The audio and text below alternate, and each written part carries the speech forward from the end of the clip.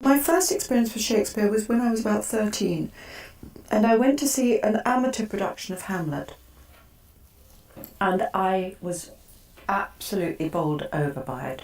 It was probably a really bad production, really badly acted, but that didn't matter. I was just mesmerised by the world, the story, the thriller element of the story, these incredible characters. I'd never ever seen anything like it, and I fell in love with Shakespeare there and then, and then I started doing a little bit of Shakespeare at school, and I think it was my experience with Shakespeare that really led me into becoming an actress. Well, in English schools, they force you to learn about Shakespeare, and it's boring because it's sort of like medicine stuffed into your brain like some ghastly little pill or some gloopy cough syrup.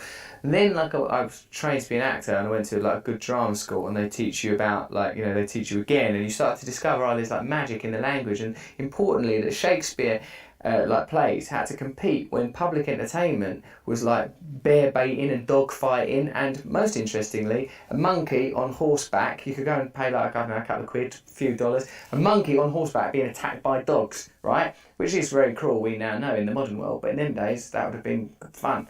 So like, it's disgusting. I'm vegetarian, member of PETA, all that stuff. So but like in them days, so Shakespeare plays had to be entertaining in a very sort of straightforward way. It had to be powerful. So then you start to engage with, it's not just for posh people or educated people, it's accessible mass entertainment. So by the time, like, you know, Julie Taymor goes, do you want to be in this? I mean, of course, having now worked with a brilliant director like Julie, that's heightened my understanding of Shakespeare. But like, I was ready to do something like that, and very, very honoured to be asked in such incredibly illustrious company. My relationship is very, I guess it's on a honeymoon stage. See what I mean? This is new. This is all new to me. Again, I feel like it's a completely new language, and it was tough. It was very hard to really understand Shakespeare, and then having to, interpret it like that, and in this setting was very difficult too. I wanted to be a Shakespearean actress. I didn't want to be a movie star. I didn't want to do film. I didn't want to be on TV. I didn't want to be on a soap on TV. I didn't want to be on a series on TV. I didn't really want to do Oscar Wilde or anything. I just wanted to be a Shakespearean actress, and I wanted to be a great Shakespearean actress. And to achieve that, you just have to do it a lot. So for the first 8 years of my professional life, I did nothing but Shakespeare, basically. And then I started branching out a bit and doing other things. Then I started doing film. And then, and then I moved on a bit, and then I had enough of Shakespeare. I just didn't want to do Shakespeare. I would go and see Shakespeare, but I didn't want to act in it again. Daunting initially, the prospect of working with Dame Helen, because she's called Dame Helen. That sounds like, oh my God, Dame Helen. She's going to karate chop me in the windpipe and sneer and icy stare and freeze me, and I'll genitally retract. But actually, she's this sort of convivial, warm, beautifully talented human being. That's just like, so there's some people that just to be in their presence heightens things, and she's certainly one of those. She's a wonderful actor, and I remember I'd done my first scene, right, and I was like doing, like, Djimon was in it, but he was like on the floor, meant to be hiding under a blanket, and Helen like came and watched me, and then afterwards she went, well, that was fantastic, that was brilliant, and I've like made me feel like confident, because it was such a generous and kind thing for her to do. And since then I've sort of fallen in love with her, really, in the way that one can fall in love with someone enamoured of. Yeah, she's a beautiful person. You obviously know the makeup was so much, and that also was extremely challenging. I sort of cursed it for a minute, because it was so difficult that I cursed it the whole time I was making it. But I guess it really took me there. I mean, I was literally Caliban every time I would come out of that makeup room. He's an incredibly intense man. I think he's a brilliant actor, and I think it's an extraordinary performance from him. He was somewhat impaired by the 8-hour makeup job the actor do each day to look like that. I think it's a phenomenal look, but like it must have been really horrible to wear that makeup. I think it's sent him a bit mad.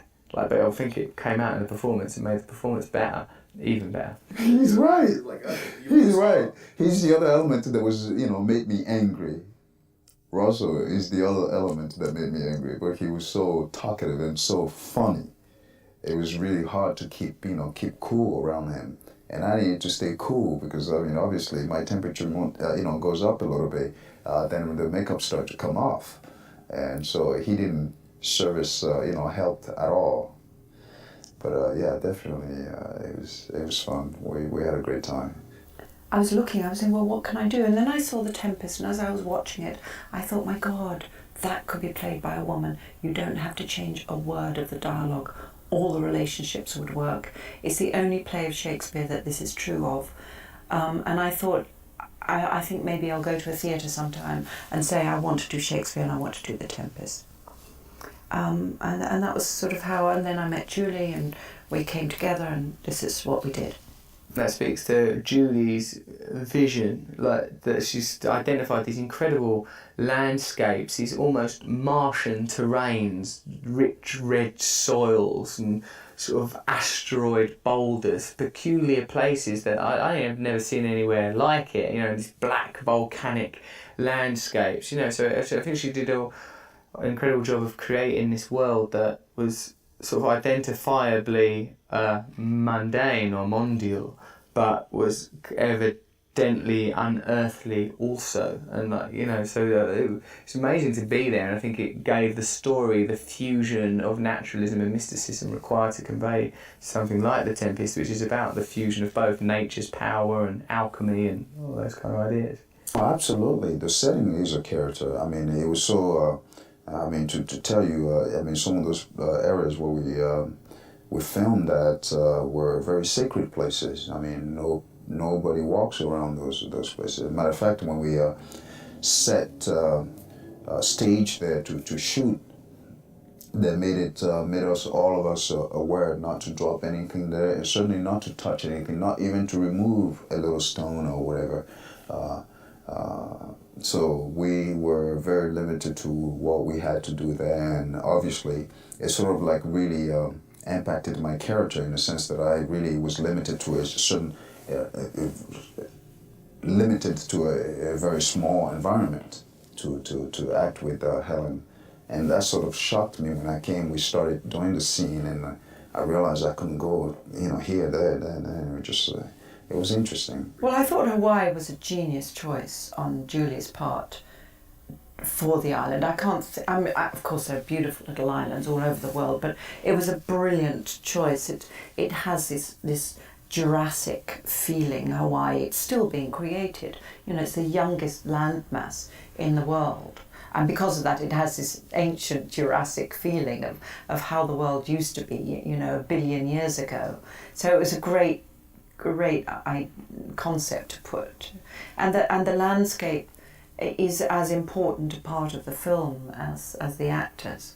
I think that what we imbibe culturally currently, and the manner through which I'm probably primarily received through sort of like gossip and celebrity-based TV, is, I think, if not toxic, pointless, but possibly toxic. So for young people to have access to the kind of ideas, language and beauty that is evident in the writing of Shakespeare, the acting of Helen Mirren and the direction of Julie Taymor is valuable, and it's certainly a better distraction than a lot of the things. I'm being snobby about the Hills or Jersey Shore. They have their cultural place, but when it becomes the entire culture is this gaseous fog of nonsense, then one hopes for some sort of antidote, which perhaps could be provided. But you've got to make it appealing, because people aren't going to just watch things if they think, it's good for you. It's got to be good. It's got to be entertaining, and this is.